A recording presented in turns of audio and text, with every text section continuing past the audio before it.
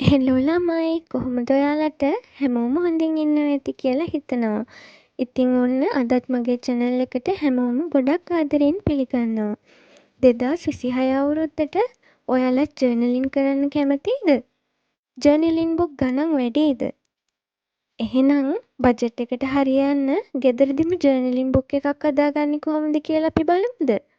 ඔයාලට මේ වීඩියෝ එකෙන් අඩු වියදමකින් ගෙදරදිම ඔයා කැමති විදිහට කැමති පිටු ගානක් ඇඩ් කරලා හාඩ් කවර් එකක් එක්ක පොත බයින්ඩ් කරගන්නේ කොහොමද කියලා බලාගන්න පුළුවන්. ඉතින් ළමයි ඔයාලා මගේ වීඩියෝ තවමත් බලන්නේ channel එක subscribe කරන්නේ නැතුව නම් subscribe කරන ගමන්ම වීඩියෝ එක බලන්න එන්න කියලා ආදරෙන් මතක් කරනවා. එහෙනම් අපි යමු වීඩියෝ එකට. මුලින්ම අපි බලමු ජර්නල් එක හදාගන්න අපිට මොනවද ඕන වෙන්නේ කියලා. අපිට පොතේ කවර් එක හදාගන්න ඝනකම කාඩ්බෝඩ් ඕන වෙනවා. මම අරගත්තේ බොක්ස් එකකින් කපාගත්ත කෑලි දෙකක්. මේක අපේ පොතේ සයිස් එකට වඩා චුට්ටක් ලොකුවටයි කපා ගන්න ඕන. මම මේ කෑලි දෙක කවර් කරගන්න සුදු ඩිමයි පේපර් තමයි අරගත්තේ. ඔයාලට කැමති විදිහකින් ගන්න පුළුවන්. තව අපිට අඩි රෝලක්, කතරක්, සිදුරු විද ගන්න මම කව් කටුවක් පාවිච්චි කරන්නේ. ඉදි කටුවක්, නූල්, ගෝස් ලේයර් එකක් සහ තව රෙදි පොඩි පටි කෑල්ලක්, අලව ගන්න ගම් සහ පෑනක් ඕන වෙනවා. ඉන්පස්සේ මම පොත හදාගන්න පාවිච්චි කරන්නේ A4 කොළ. ඔයාලා ගාව තියෙනවා නම් එකම පාටින් හරි නැතුව හරි මේ විදිහට අරගන්න. මම පාට දෙකකින් කොළ දෙකක් ගත්තා. සහ තව මෙතන සුදු A4 80ක් තියෙනවා. මුලින්ම අපි පොතේ පිටු ටික හදාගමු. මම මේ විදිහට පාට A4 දෙක දෙකට නවලා පැත්තකින් තියාගන්නවා. ඉන්පස්සේ සුදු A4 පහක් ගානේ එකට එන විදිහට දෙකට නවලා තියාගන්නවා. ඊළඟට අපි මේ නවාගත්ත පිටු ටික බයින්ඩ් කරගන්න ඕන කරන සිදුරු ටික හදාගන්න ඕන. ඒකට නවාගත්ත පිටුව දිග ඇරලා අමතරව අරගෙන තිබුණු කාඩ්බෝඩ් කෑල්ල උඩින් තියාගන්නවා. ඊට පස්සේ පොතේ කවර් එක හදාගන්න අරගත්තු කාඩ්බෝඩ් කෑල්ල අරගෙන මම සිදුරු වෙන්න ඕන තැන් ටික පෑනෙන් මාක් කරගන්නවා. එතකොට අපිට සිදුරු හදාගන්න පහසුයි. ඉන්පස්සේ මම කව් කටුව පාවිච්චි කරලා මෙන්න මේ විදිහට සිදුරු ටික විද ගන්නවා.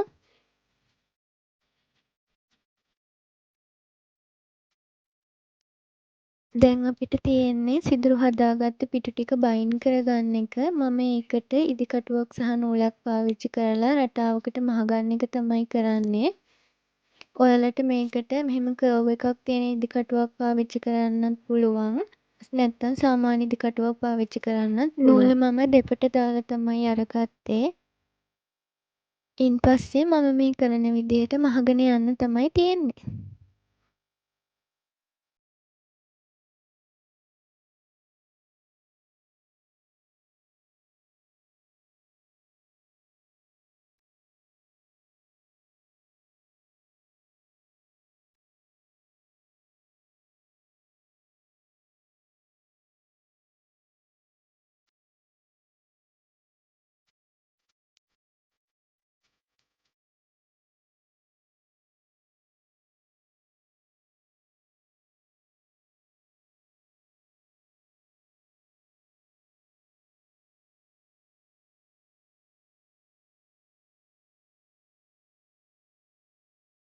මේ විදිහට හිමිහිට පිටුවෙන් පිටුව අපි මහගන්න ඕන.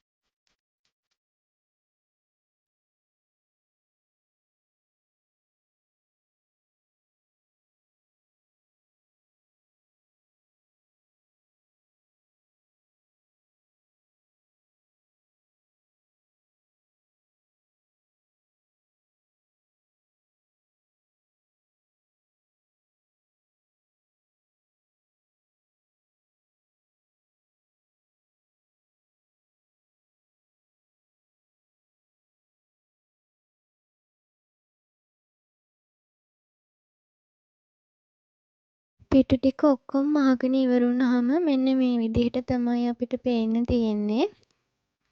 දැන් අපි මේ හදාගත්තු පොතට කවර් එක හදාගන්න ඕන. ඒකට මම මුලින්ම කපාගත්ත කාඩ්බෝඩ් කෑලි දෙක ඩිමයින් පේපර් වලින් අලව ගන්නවා.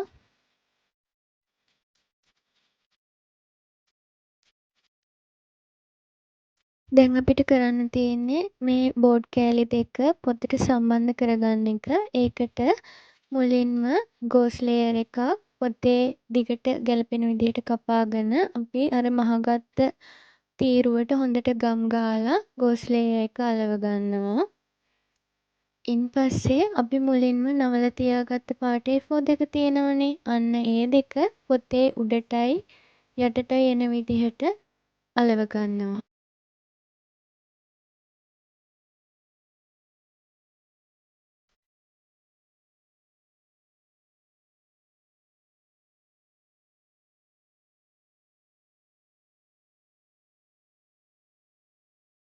ඉන්පස්සේ මුලින් සූදානම් කරගත්තු රෙදි පටිය මෙන්න මේ විදිහට පොතට හොඳින් ගම් ගාලා අලව ගන්න ඕනේ. ඉන්පස්සේ අපිට පුළුවන් මෙන්න මේ විදිහට සූදානම් කරගත්තු කවර් බෝඩ් දෙක පොතට සම්බන්ධ කරගන්න. ඔන්න ඔය විදිහට තමයි පොත බයින්ඩ් කරලා ඉවර වුණාම තියෙන්නේ. මම තවත් පොතට කවර් එකක් ඇඩ් කරගන්නවා. ඒකට මම රැපින් පේපර් එකක් තමයි අරගත්තේ. මම ඒකේ සුදු පාට පැත්ත පොතේ උඩු පැත්තට එන විදිහට තමයි කවර් එක දාගන්නේ.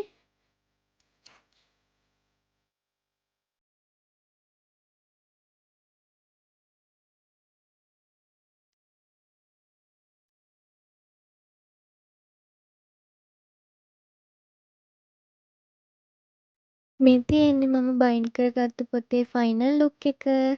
ලස්සනයිද?